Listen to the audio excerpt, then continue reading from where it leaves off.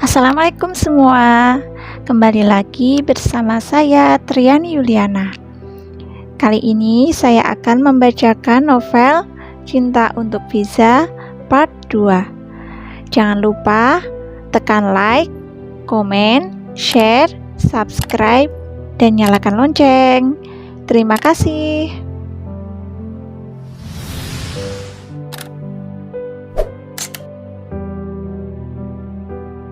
Part 2, Sabar dan Ikhlas. Guyuran air dingin dari shower membuat tubuh ini kembali segar. Rasa penat yang sempat mendera terasa luruh tak bersisa. Setelah membalut tubuh dengan gamis olive serta khimar berwarna senada, aku melangkah menuju pintu di sisi jendela. Aku yakin itu adalah sebuah balkon. Setelah berada tepat di depan pintu, ku intip sedikit keluar melalui jendela. Benar, ini memang balkon. Segera aku buka kunci dan memutar knob. Tanpa ragu, diri ini segera menapaki lantainya yang terasa hangat oleh sinar matahari sore. Semilir angin terasa lembut menyapa wajah. Dari atas balkon, tampak keindahan taman bunga pada bagian rumah belakang. Ada kolam kecil di samping gazebo yang dikelilingi bunga beraneka warna. 2 buah ayunan menjadi pelengkapnya. Entah siapa yang menanam dan merawatnya, sebab sedari tadi tak kutemui seorang pun yang menyambut kedatangan kami. Kurasa Pak Dava tinggal seorang diri di rumah yang cukup luas dan mewah ini.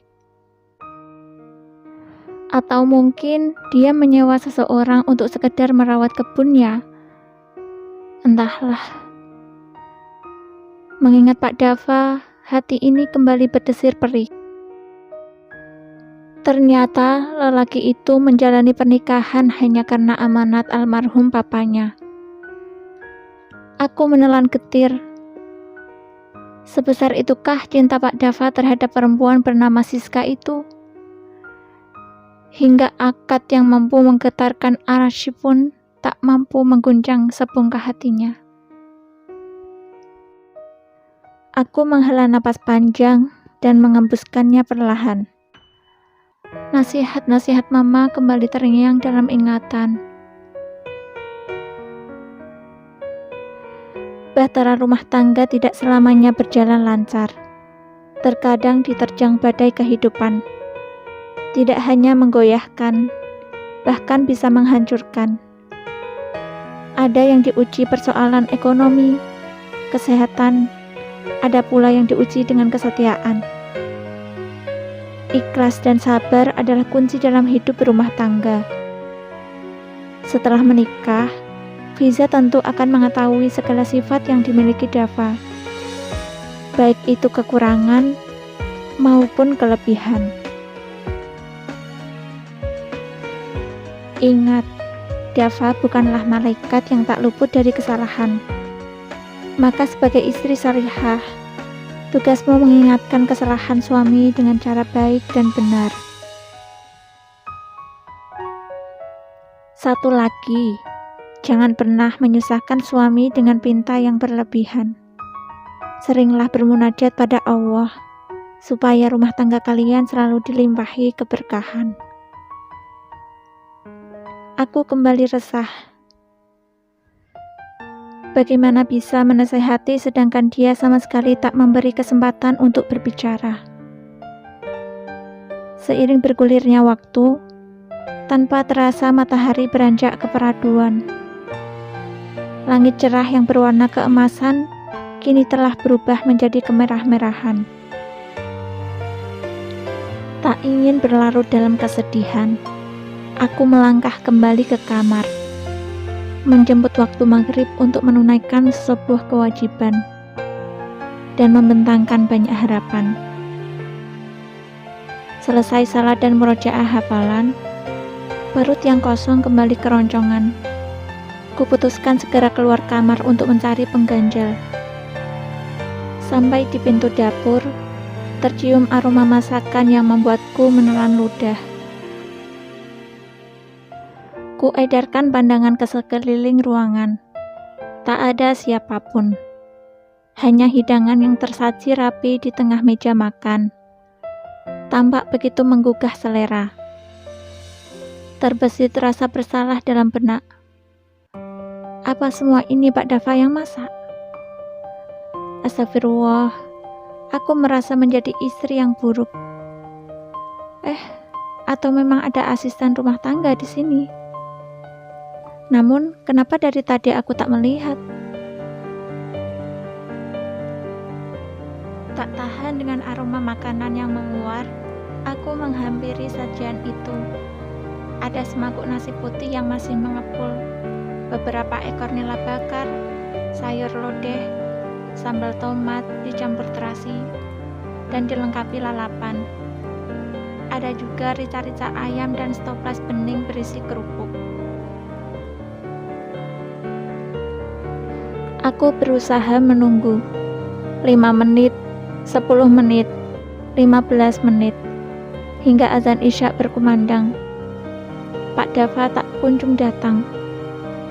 Tanpa permisi, ku beranikan diri menyendok nasi, mengambil 1 ekor nila bakar, juga lalapan beserta sambal sebagai pelengkapnya. Bismillah, semoga malaikat tak mencatat hal ini sebagai amal buruk. Perlahan ku suap nasi dilengkapi secuil daging ikan dengan cocolan sambal ke dalam mulut. Ku rasakan perpaduan rasa masakan yang begitu nikmat di lidah. Masakan mama pun tak selezat ini menurutku. Tiba-tiba dadaku terasa sesak. Sedih dan terharu menyeruak menjadi satu. Bulir bening di pelupuk mata mengalir menelusuri pipi. Nasi dan lauk yang lezat kini bercampur dengan rasa asin, sebab linangan air mata masuk dan membaur ke dalam mulut. Selesai makan dan mencuci piring, belum ada tanda-tanda Pak Dava datang. Kemanakah dia? Atau jangan-jangan dia sedang sakit? Sekelebat rasa khawatir itu muncul seketika dalam batin. Kuputuskan untuk mencarinya di kamar. Barangkali dia sedang beristirahat. Namun ketika sampai di tengah tangga, terdengar deru mesin mobil terparkir di garasi. Aku yakin itu suara mobil Pak Dava. Bergegas aku menuju pintu utama untuk menyambutnya. Ingin segera berterima kasih atas hidangan yang dia sediakan. Aku juga ingin meminta maaf sebab sudah mendahulinya makan. Pintu terbuka lebar. Sontak mataku terbelalak. Dada terasa perih, menjalar ke ulu hati. Siapa wanita yang bersama Pak Dava ini? Apakah wanita ini yang ditelepon Pak Dava tadi? Kalau benar itu dia, sungguh tega membawa wanitanya tersebut ke rumah di hari pertama pernikahan kami. Wanita ini memang tampak dewasa. Rambut lurus sebahu berwarna kecoklatan, hidung mancung, mata sipit, dan bulu mata lentik. Semua yang terlihat membuat dada ini rasanya terbakar. Fiza ya? Perkenalkan, saya Siska. Ucapan wanita berparas oriental itu seketika membuat lidahku keluh. Oh iya, Tante, saya Fiza. Jawabku parau. Apa maksud Pak Dava? Ingin ku cecar bermacam pertanyaan, tetapi rasa panas di dada ini lebih besar dari rasa penasaran akan maksud dan tujuannya. Ku persilakan wanita yang bernama Siska itu memasuki rumah. Sementara Pak Dava berlalu begitu saja tanpa merasa berdosa. Benar-benar tak punya hati. Meskipun hati hancur lantaran harga diri diinjak-injak, tetapi jiwa pembela harkat martabat dalam diriku bergejolak membara. Dengan terpaksa aku menutup luka dengan senyuman getir. Ya, meskipun usiaku dianggap masih terlalu muda, tetapi tidak sepantasnya diremehkan begitu saja. Silakan duduk, Tante Siska. Mau minum apa? Tanyaku seramah mungkin. Panggil saja Siska. Rasanya jarak usia kita tak terlalu jauh. Umurku hanya selisih 3 tahun dengan Dava. Artinya kita hanya selisih 5 tahun saja. Atau kamu bisa memanggilku Mbak. Anggap saja aku kakakmu. Aku menelan ludah yang terasa berat dan menahan panas yang kian membara di dada. Oh iya Fiza, buatkan kami teh hangat ya. Jangan terlalu manis. Dava suka minum teh yang tidak terlalu tawar dan tidak terlalu manis. Ulu hati ini kembali berdesih perih. Namun segera ku tepis rasa itu. Bawa saja tehnya ke meja makan. Kami akan makan malam berdua. Kamu sudah makan bukan? Kali ini yang berbicara adalah Pak Dava. Ucapannya semakin membakar hatiku. Aku menghela napas setenang mungkin untuk menutupi rasa gugup. Meskipun ucapan Tante Siska terdengar lembut, tetapi sangat menusuk. Baik, kalau begitu silakan menuju meja makan Tante Siska. Maksud saya, Mbak Siska. Aku berlalu dengan menahan nyeri di ulu hati. Lafaz istighfar berkali-kali kurapalkan untuk menenangkan diri. Sampai di dapur, tiba-tiba muncul sebuah ide. Semoga Allah tidak mencatatnya sebagai dosa.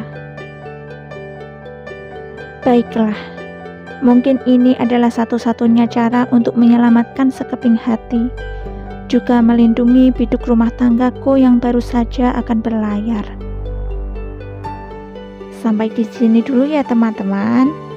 Jangan lupa tekan tombol like, komen, share, subscribe, dan nyalakan lonceng.